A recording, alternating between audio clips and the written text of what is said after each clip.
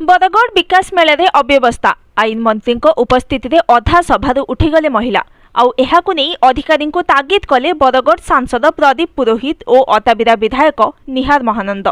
पांडियान प्रेम छाड़ीनी कहले सांसद प्रदीप पुरोहित। यह सहित ऑफिसर मानकु सुधुरी जिबाकु परामर्श देले सांसद।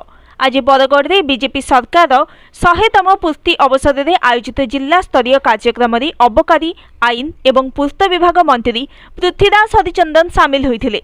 मंत्री भाषण देवा पूर्व सभा चलीगले महिला आउ एहाकु नहीं प्रशासन उपरे बर्षिथिले प्रदीप पुरोहित। पूर्व पांडियान सभा कले ऑफिसर माने सभा न सरिबा जाय निजे समस्त को बसाउथिले कही प्रशासन को टार्गेट करिसेंती Pradeep Purohit. Bureau report news today.